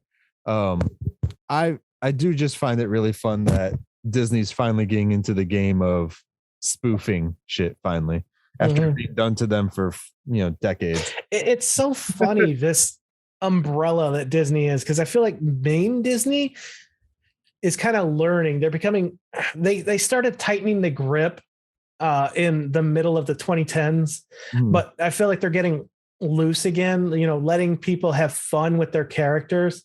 Yeah. And you got Lucasfilm, which is going the opposite route, not knowing what the hell they're doing. And then Marvel is just like, yeah, we're going to do whatever. We've always done whatever. Yeah. We'll see how. And Pixar, they're Pixar. That's. Do you think they do a sequel to this? With the amount of praise they're getting, I can definitely see one. I don't know. Here's my thing. I don't know if I want to see these characters again because I really enjoyed them and I actually kind of want to, but I also wouldn't mind them doing another, like focusing on another character in like similar world. Yeah. I want to see the world more being used more with different characters, but still focusing on the story and not necessarily that aspect of the cameo world for sure. Because I mean, you could do that with Tailspin, fucking Adventures of the Gummy Bears. Oh, Tailspin, yes. Well, I mean, we had Blue. Yeah, you could do Bonkers. You could do a whole freaking movie with Bonkers like this for sure, and it could be a crime movie, a detective movie, and stuff, and have him working with. But I feel that would be way too close to Who Framed Roger Rabbit. Yeah, because they're kind of almost the same thing if you ever watch Bonkers. But Darkwing Duck, no, because I want a Darkwing I want to watch an actual Darkwing Duck product. Yeah, well, that one's in production, so you got that one coming. Yeah. They have Sonic. They got gargoyles and stuff. So I mean, there's so many products that they could touch. Aladdin, just using Aladdin, the animated Aladdin version, and doing the story. Yeah. Like him and Princess Jasmine breaking up in the real world and stuff.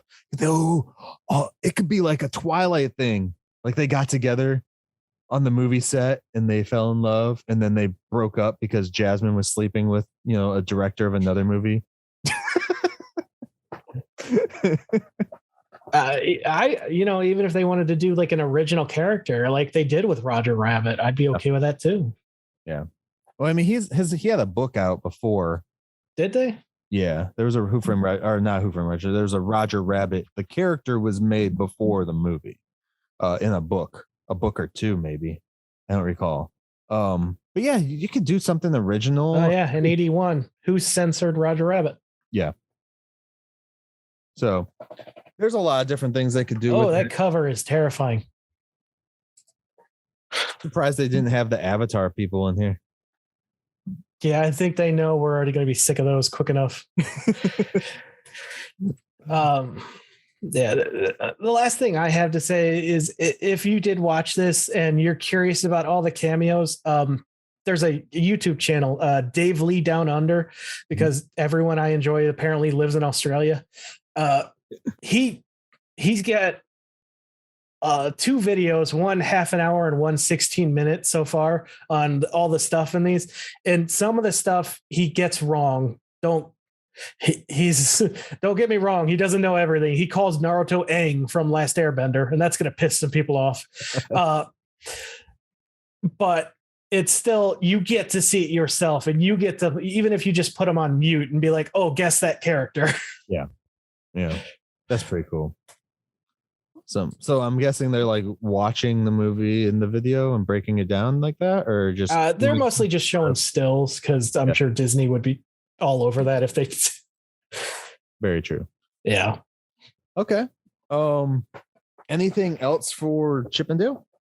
I enjoy. I really think it's worth giving a shot. Okay.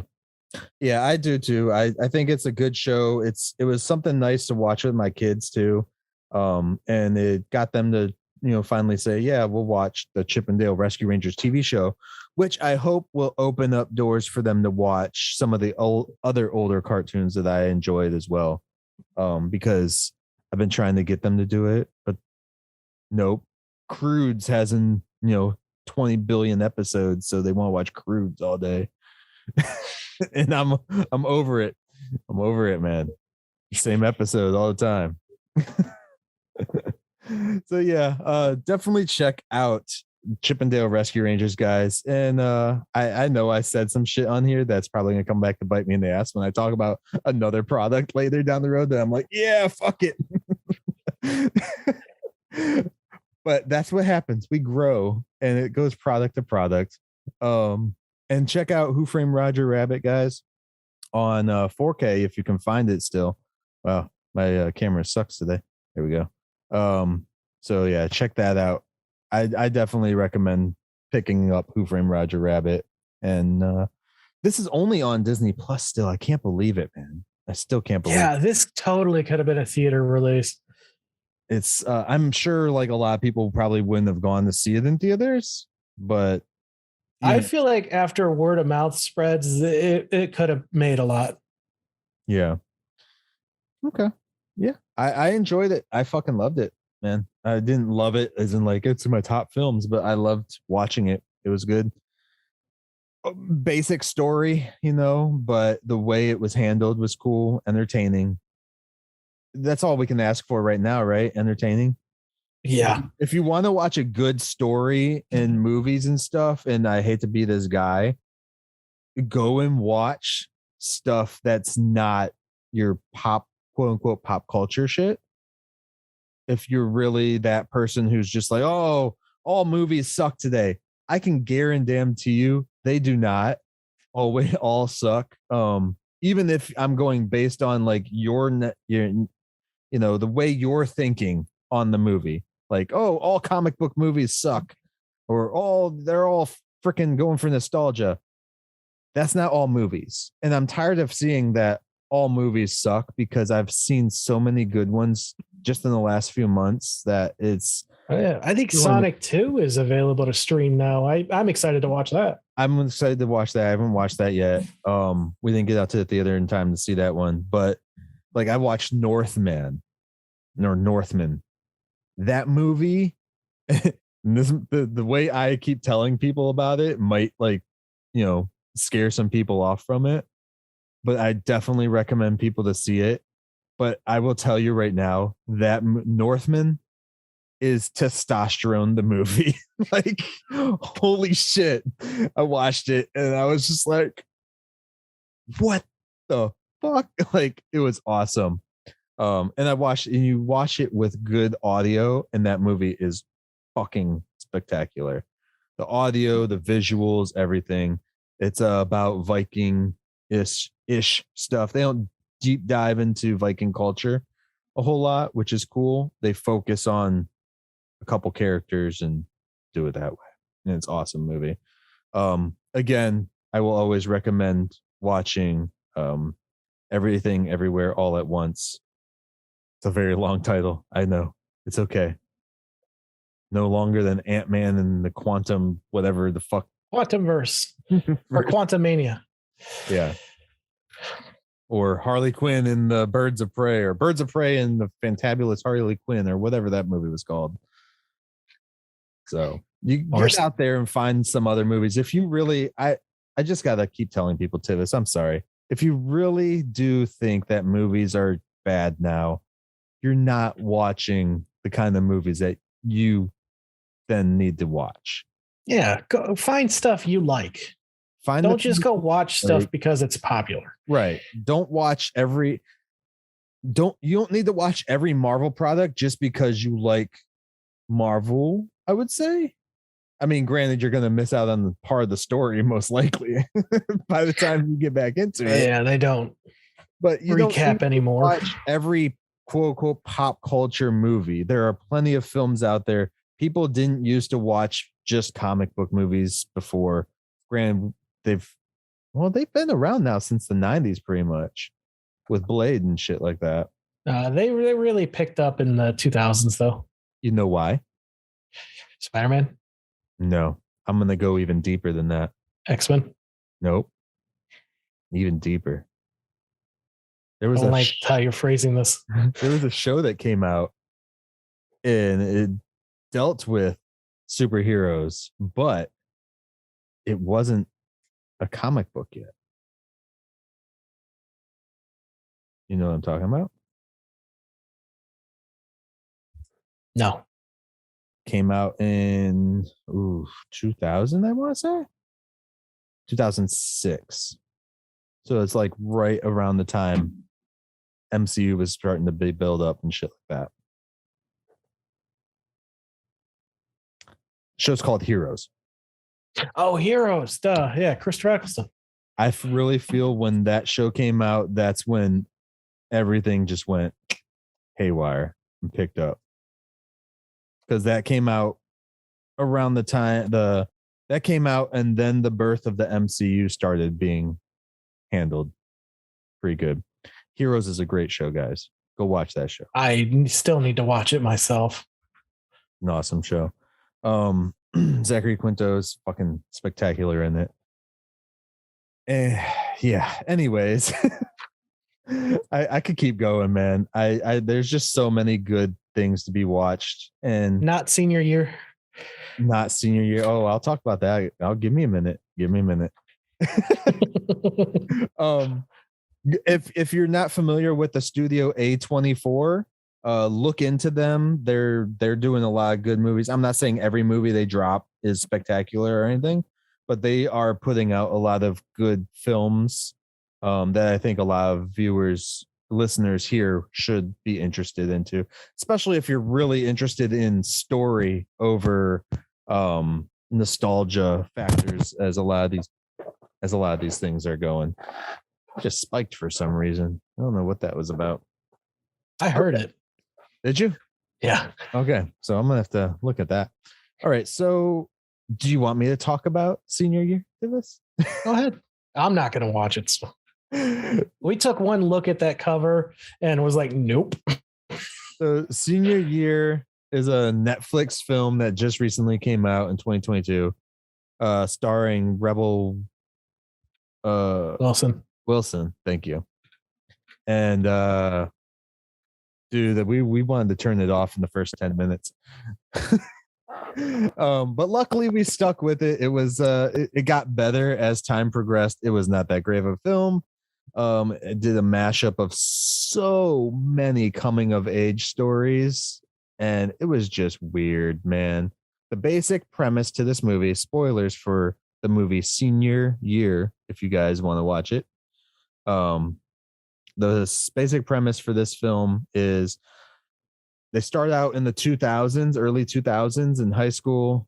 This girl is a cheerleader. She's snobby. She wants this perfect life, everything, like perfect guy, perfect everything. Dude, they have a scene where her friend, she slams on the brake in her car and her friend gets a bloody head. And so then, because he slams on the dashboard, and the next scene, you see him dabbing this piece of cloth on his forehead, right? And she's like, okay, you got to get out now. Like, because they're at school and stuff. Mhm. She wants to make her entrance by herself because she's like the popular girl. And she's like, oh, but you got to leave that behind. That's my boyfriend's Blaine's sock. And that's all she had to say, man. That's all she had to say. Nope. She went, we use it for handies. And I just like dropped my, I was like, oh my God, why is it in your car? Why is it in your car? And then he hits it on the thing and feels that it's crusty and hard. And I'm like, you just had some dudes come all in your wound, my man. Like, what are we doing? I just like, I wanted to scream at the TV. It got worse from there in the 2000s section. But she ends up hurting herself. They throw her up in the air for a cheer. Someone pushes someone out of the way. She falls straight down, gets knocked the fuck out. She gets in the coma for 20 years. And then she wakes up as Rebel Wilson. That's the premise. So basically, an early 2000s personality is living in the 2022s now. And she Billy Madison's that shit and goes back to high school. Dude, the doctors in this movie literally say she has the personality and brain mentality of a 17-year-old. Mm-hmm. These dudes who are pushing 40 are trying to fuck her. Just because her body is that old. I'm like, what are we doing, guys? That's so wrong on so many mental disability levels. Yeah. But if you get past that part, it's not a horrible movie, but it's not something I'm going to rewatch ever again. Me and my wife have this thing where if we pick a movie, we stick it out. Like, unless there's only been a handful where we've just been like, yeah, no, we cannot do that. No, we turn shit off. Cats was one that we turned off like 10-20 minutes into it. I was like, no, we're not fucking doing this. 42, we got 3 sketches and said this is waste of our time. See, I'll turn that on just for background noise. Did you not like Hugh Jackman's bald chin? Yeah, that was like the only thing I laughed at. Yeah. Yeah, no. So going back to what you're saying of looking for films that people, not have heard of, they're not big, experiences. Right now, the top rated movie of the year came out at the end of February called Mr. Bachman and His Class. I sent you the synopsis or the description of it. I don't know what it is. Sounds like it could be interesting, but it's got, I'm on Metacritic.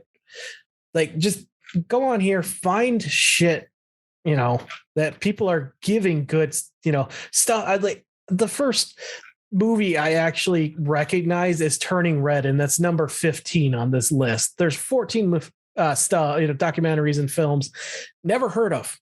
I will also say, don't necessarily just I would look at some of the movies that have bad reviews, if that makes sense. Well, if you like those type of films, not necessarily because they're not necessarily bad films. The critics just don't like a certain aspect of it. I never go based on what critics tell me anyways. Well, this is also user scores. I mean, right now, the worst thing that came out this year, according to Metacritic, is Asking for It, which came out March 4th, rated R. Never heard of it. Fuck is that? A small town waitress is sexually assaulted on a date. Okay, that sounds fun. Yeah. I kind of figured that's where it was going. I was like, is it like a rape film? So yeah, it is. So yeah. Wow. I bet you that's one of those like revenge ones, like I Spit on Your Grave, where she gets raped and then she goes and kills them all. Bet. Yeah, she's recruited into their vigilante group of badass women. Yep. Fucking knew it. It's got a user score of 4. Man. Okay. I can't. Yeah. So anyway, you could use this as a way to look at the films that have come out this year, Yeah. all the new stuff, if nothing else. Yeah. I don't know about you guys too, up there or around everywhere where people listen to us, but my theater actually plays a lot of foreign films as well, which I know Tivis hates subtitles, so it's not good for him. It's not that I hate it. It's just my brain like sucks reading. ass. Tivis doesn't like reading people. He's like, I'm a merc and I don't need to read. The Texas Chainsaw Massacre is rated higher than the Firestarter remake.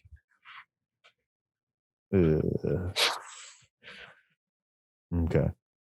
But yeah, like our theater plays like foreign films and shit, so that we get a lot of like Hindi spoken ones and stuff like that here, and some of them are really good, like cinematic, like visually, and the story is pretty good and shit. So or you can just watch them on Netflix with the terrible dub. Yeah, but you gotta go to a theater. Support your local theaters. Support good translation. Fucking Netflix. That's all I got, though. You got anything else for today, my man? No, off the top of my head, I am getting a spam call. Fun. All right, guys. So I can't check my note. In conclusion for today, go check out Chippendale Rescue Rangers on Disney. They actually have the Chippendales in the movie. They have several of them. Yeah, they do. Prey. Prey is coming out in August. That looks great. Prey. Oh yeah, for Predator. The new Predator. Yeah. Okay. Now that I can finally get back into my note. All right. I am thinking of something. Tivis, do you want to try today to do the shit, the dirty stuff at the end of the show? All right. Do I have to list everything? Let's see you try. Yeah. Well, you can find us on Instagram at Operation Babble. That is new. You can find us on Twitter at Operation Babble. We are on Facebook. We have a group on Facebook that's mostly where we are because I hate Twitter. You can find us on YouTube at Myke Shrews. That's MYKE, not MI. And you can email us at operationbabble@outlook.com. Yep. Awesome. I remembered. Awesome. And I've actually had some people ask me too about my name, Myke Shrews. Think of the animal a shrew and think of a shrewd person. There we go. All right. With that said, guys, Tivis, how did you enjoy today's show, my man? I liked it. Awesome. All right. So I am going to quote Dale from the new Chippendale Rescue Rangers film. Which one's Dale? The red one. Yes. Yeah. I was trying to think of how to describe it. You know how to tell the difference, don't you? What? Chip, chocolate chip. He's got not red nose. Oh, yeah. Yeah. All right. From Dale, from the Chippendale Rescue Rangers film. We were living the dream, high on the hog all night long, dancing the Roger Rabbit with Roger Rabbit. Later, guys. Peace. Later. You just finished another great episode of Operation Babble. You can catch every episode of Operation Babble on all your audio streaming services, including SoundCloud, iTunes, Spotify, Stitcher, Radio Public, and more. Don't forget to like us on Facebook at facebook.com/Operation Babble, and join the conversation today by searching for the Operation Babble group on Facebook. Links also in the description. Thanks and have a great day.